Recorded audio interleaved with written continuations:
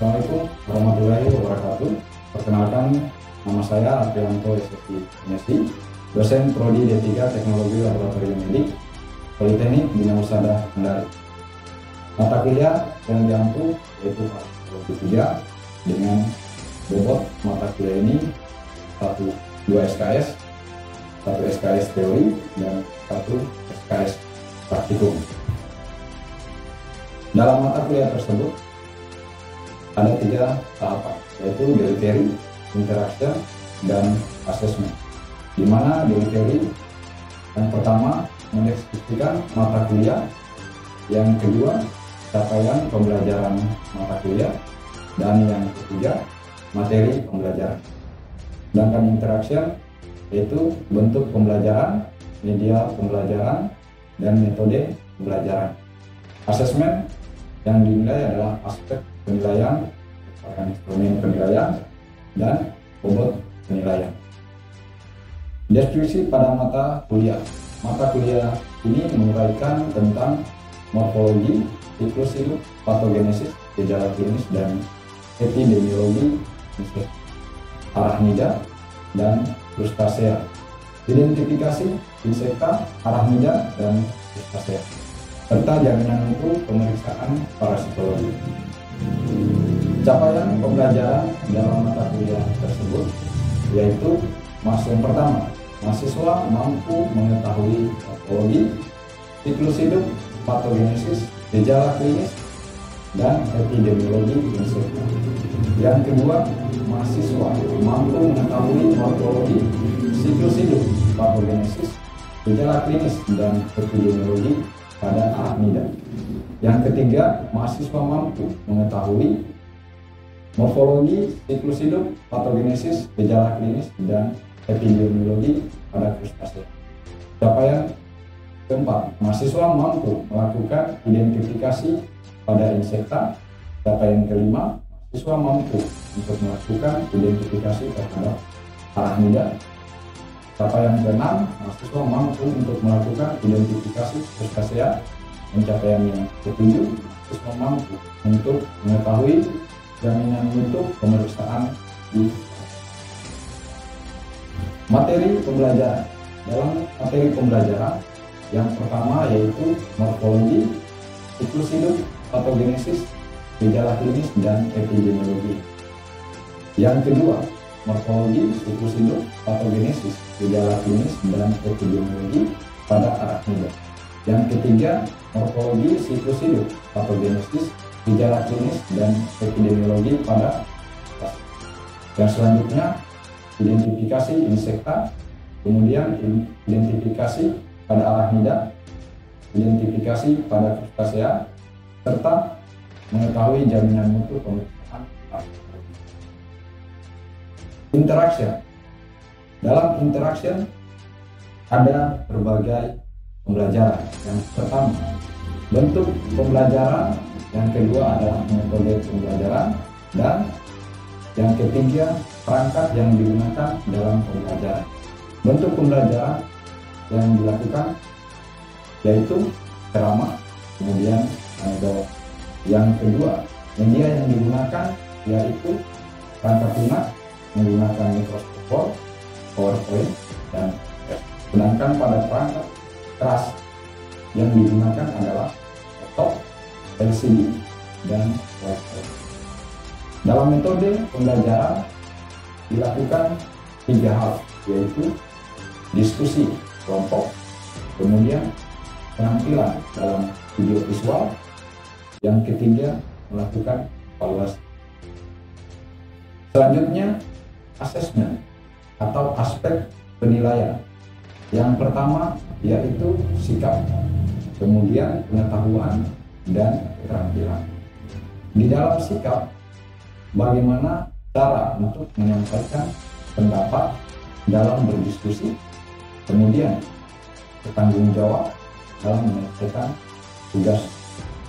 Yang selanjutnya, pengetahuan, di mana dituntut penguasaan materi yang ditujukan dalam diskusi, presentasi, review jurnal, kemudian ujian tengah semester, dan ujian akhir.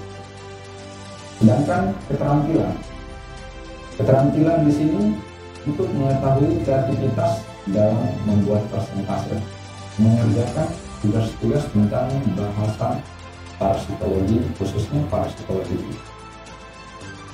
Kemudian selanjutnya dalam asesmen ada instrumen penilaian. Dalam instrumen penilaian terdapat penilaian teknik dan instrumennya, yaitu sikap, keterampilan umum, keterampilan khusus, dan pengetahuan. Dengan teknik observasi, partisipasi, unjuk kerja, tes tertulis, tes lisan, dan menggunakan angket atau instrumennya berupa rubrik untuk penilaian proses dan portofolio atau karya desain untuk penilaian praktik. Hasil akhir dari ketiga penilaian teknik dan instrumen. Penilaian merupakan integrasi antara berbagai teknik dan instrumen yang akan digunakan. Selanjutnya, di dalam asesmen penilaian ada kriteria, huruf mutu, bobot nilai, angka mutu, dan deskripsi penilaian. Kriteria sangat baik, mendapatkan huruf mutu A, maka diberikan nilai bobot 80 sampai 100 dengan angka mutu adalah 4, di mana deskripsinya jika mahasiswa mampu memenuhi semua komponen penilaian dan menyelesaikan tugas dengan sangat baik serta mampu mengerjakan tugas-tugas kuis dan ujian sesuai dengan topik yang telah ditentukan dengan sangat baik. Kemudian kriteria baik atau nilainya B dengan bobot nilai 68 sampai 70. Angka mutunya adalah 3, di mana deskripsi tersebut mahasiswa memenuhi semua komponen penilaian dan menyelesaikan tugas dengan baik serta mampu mengerjakan tugas-tugas kuis dan ujian sesuai dengan topik yang telah ditentukan dengan baik. Sedangkan kriteria cukup memperoleh nilai huruf mutu E dan bobot nilainya di angka 56 sampai 67 sebagai standar. Dengan angka mutu 2, deskripsi untuk penilaiannya yaitu di mana mahasiswa harus memenuhi semua komponen penilaian dan menyelesaikan tugas dengan baik serta mampu mengerjakan tugas-tugasnya, kuis dan ujian sesuai dengan topiknya yang telah ditentukan dengan cukup baik. Kemudian ada kriteria kurang dengan huruf mutunya yaitu D, nilai standarnya adalah 45 sampai 55 dengan angka mutu 1, di mana mahasiswa tidak memenuhi beberapa komponen penilaian dan menyelesaikan tugas dengan baik serta mampu mengerjakan tugas-tugas kuis dan ujian sesuai dengan topik yang ditentukan. Kriteria tidak lulus atau mendapatkan huruf mutu E, nilai standar di bawah 44. Angka mutunya adalah 0. Deskripsi terhadap mahasiswa yaitu tidak mampu memenuhi semua komponen penilaian sesuai dengan topik yang telah dia ditentukan. Kemudian selanjutnya ada komponen penilaian, di mana komponen penilaian ini memiliki persentase kehadiran atau aktivitas yang dilakukan oleh mahasiswa diberi penilaian 10%. Kemudian ada kuis yaitu 20%. Setelah kuis dalam beberapa pertemuan perkuliahan maka nilai dilakukan UTS dengan nilainya yaitu 35% dari bobot nilai. Setelah itu ada UAS komponen penilaian dengan bobot persentase penilaian yaitu 35 dengan jumlah total keseluruhan 100. Ya, selanjutnya kita melihat video pembelajaran yang telah saya lakukan.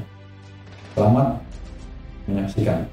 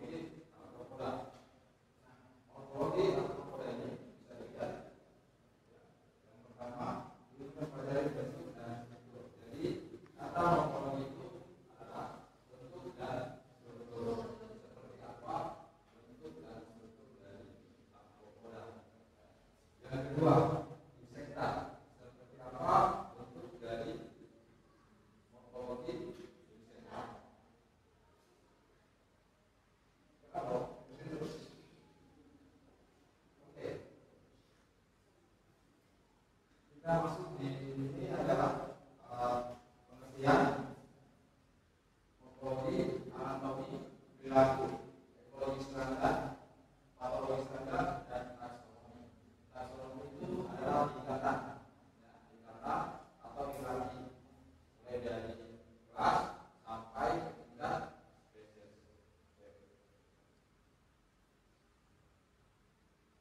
Ini pembagiannya.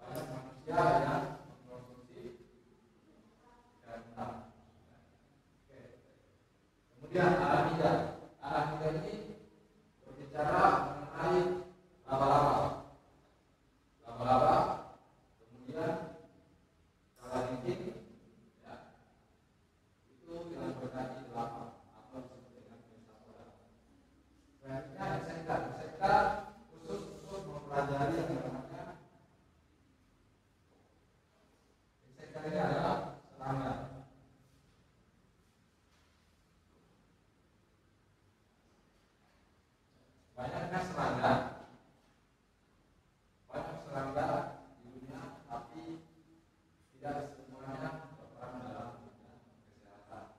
Kenapa dimasukkan dalam kesehatan? Karena dapat menjadi sumber penyakit atau biasa disebut dengan rektor. Serangga apa saja? Yang pertama, kecoa, lalat,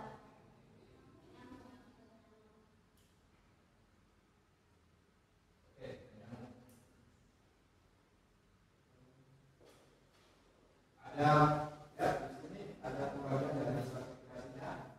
Ya. Ada rektor, metapoda, isopoda, ya. Isopoda. Oke, ciri-ciri arthropoda. Ya, seperti ini ciri-cirinya ya. Tubuhnya luas-luas, bentuk tubuh bilateral, alat internal sempurna. Insekta arthropoda, ya. Ada dua jenis hewan yang bisa dikategorikan ke dalam hewan tidak sempurna dan hewan sempurna. Biasanya disebut apa? Hewan sempurna.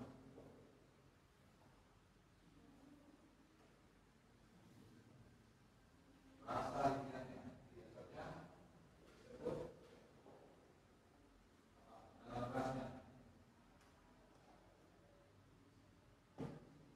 Lalu dia perkembangannya ke tahapan sempurna dan ya metamorfosis sempurna. Dan kata lain disebut dengan holometabola. Ya. Oke.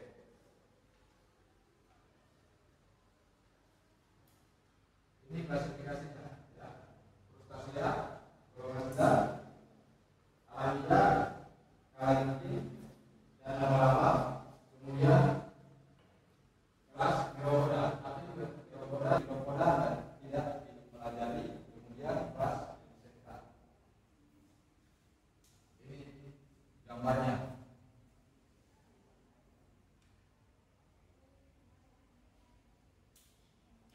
Seperti itu gambarnya ya.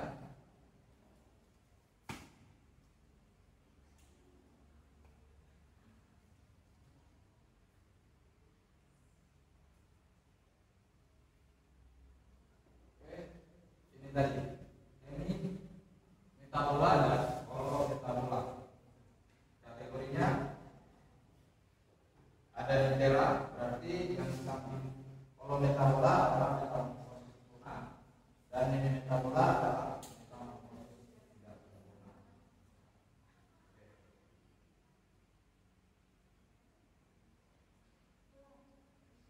Ini apa? Nyamuk atau lalat? Lalat, ya. Lalat. Ini ada leg ini adalah kaki. Kemudian tarsus ini adalah bagian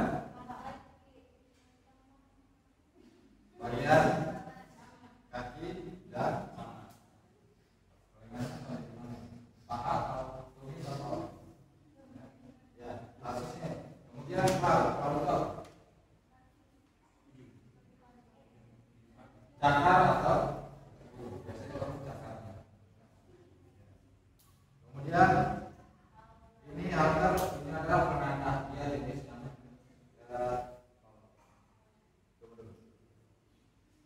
ini lalat ya.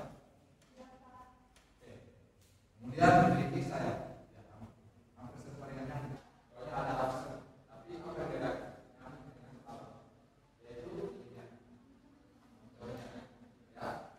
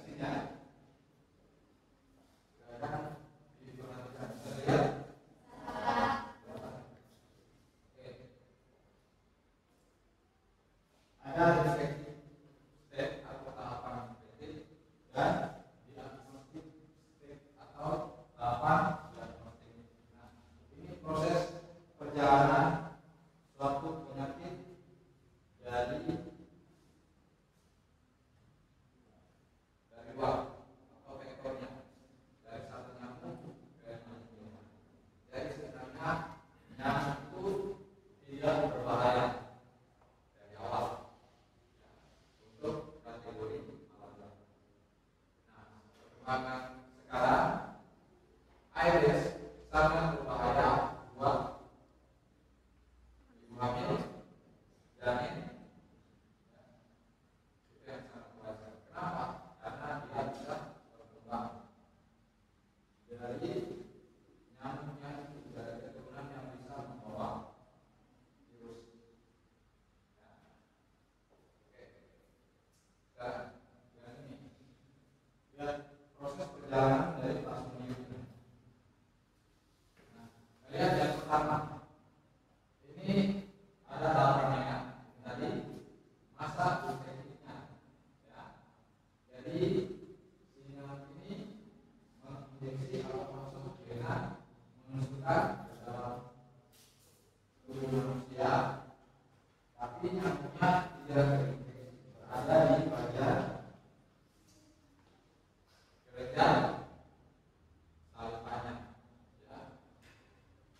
Kemudian dia akan menyuntikkan ke tubuh manusia cairan yang berupa sporozoid, namanya sporozoid. Ya.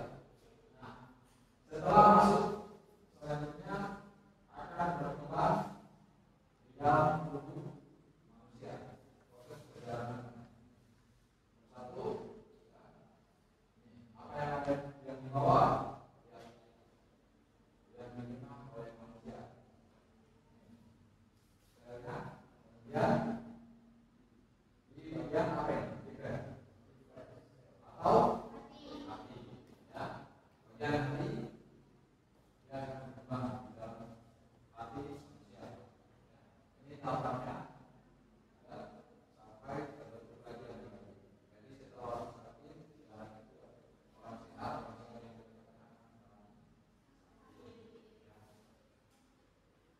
ada pertanyaan? Silakan. Ya, clear ya, pertanyaan.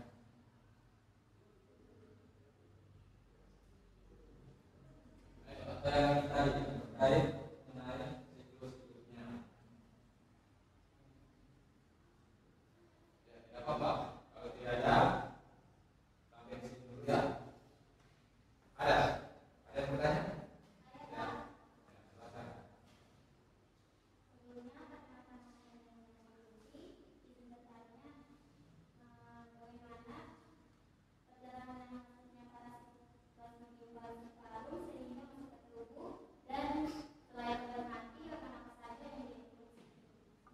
Oke. Untuk paru-paru ada beberapa jenis parasit ya. Ada beberapa jenis parasit. Selain paru-paru, kemudian ada yang namanya malaria ya. Ini termasuk malaria ya, dengan jenis virus yang dibawa yaitu paru-paru.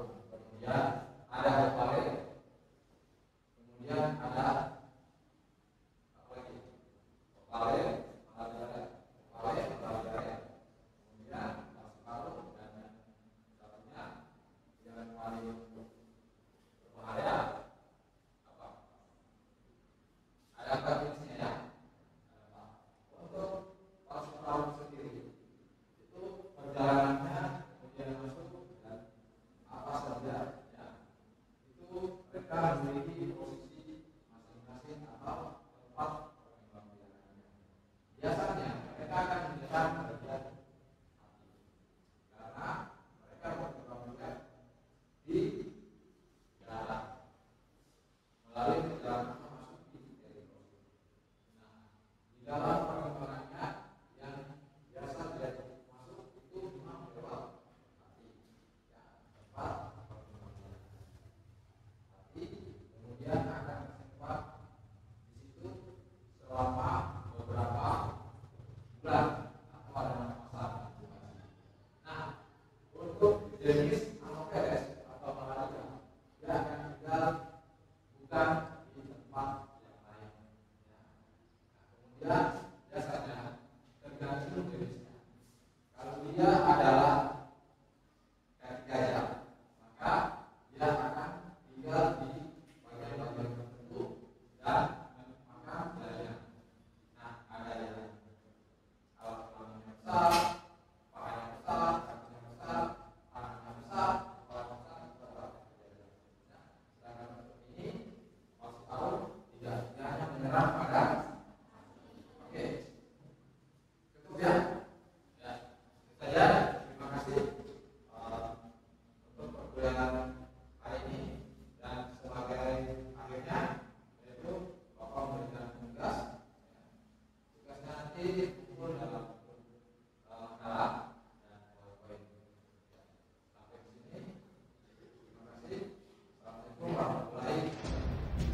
Baik, itulah tadi video yang telah saya lihatkan.